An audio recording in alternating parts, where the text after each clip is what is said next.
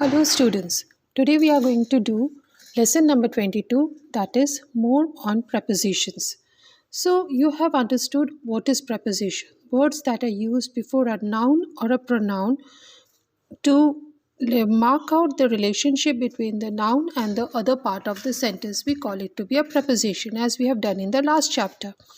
And we have also done the kinds of preposition. This chapter is going to tell you more on prepositions. So first of all, we are going to see the first topic, that is prepositions or adverb. How will you mark out that the word that is used is a preposition or an adverb? Now see the sentence. Seema came down. The first sentence, Seema came down the steps.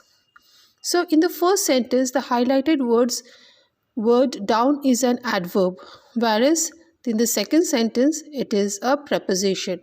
How will you make out? You'll be finding that with a preposition, there is always use of an object. After down, there is the steps, that is the object of the preposition.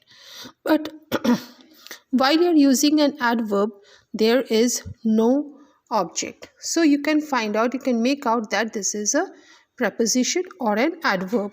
So what is being said over here? There are some words such as up, above, over, below and before which act as both preposition and adverbs depending on the usage. A preposition requires an object but an adverb does not. As I told you, whereas a preposition always requires an object but an adverb does not require an object, and that is the way how you can identify that it is a preposition or it is an adverb. With an adverb there is no object, but with a preposition there is an object, the steps. So in this manner you can identify that it is a preposition or it is an adverb.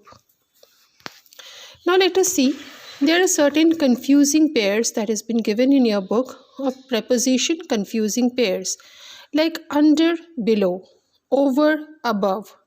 Now over here it is given the ball was under the table, the temperature is below 10 degrees Celsius today. Under we use that is under the table, or whatever it is below that is in a movement, at that time we always use under. Whereas below, the thing that is really below and it is not in a movement, we call it to be below. Another way, something, it is said that we use under when something is covered by what is over it. That means it is covering a whole place. That means it is in a movement. But below it is a measurement, or you can say the place is in a static way. The thing is in its own position and it's not making any movement. Above and over is also the same thing. Above, which is high above, we say there is a beautiful picture above the dining table. When we say this, there is a beautiful picture above the dining table, that means the picture is not in a movement.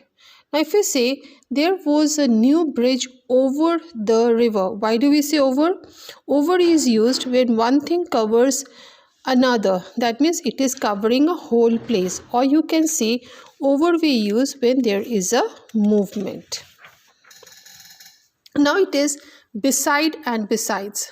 Beside means next to, besides means just in addition to it. Like Shreya stood beside her sister, that means next to her sister. Besides giving the little girl some money, mother also gave her food. That means in addition to money, mother gave her food. Now between we use always when there is two things. Like the car was between the truck and the jeep. There is two things. At that time we use between. Among we use when we are talking about more than two things. Like Mowgli was comfortable among the wolves. Why do we say? Because there is more than two wolves, total gang of wolves that we say, and so we use among. Now by we always use to show agent, like my house is by the river. Rita went with her mother to the market, or the ball was hit by the batsman. The ball was hit with the bat. So whenever we use instrument, we use with.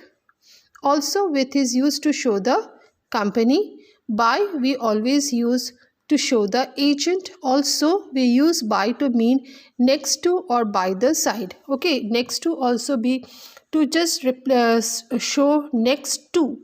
We also use by. With, we use it with instrument, and also to show the company we always use with.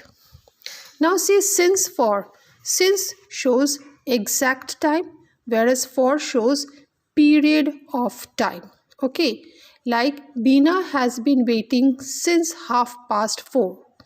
Okay, that means exact time. 4:30 is an exact time, and that shows we use since. But the concert lasted for 2 hours. For 2 hours is a period of time, and so we used for. So for we used to show a period of time, whereas since we used to show exact timing.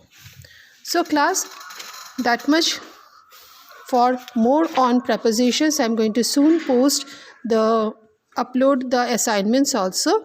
Go through the video very nicely. Thank you.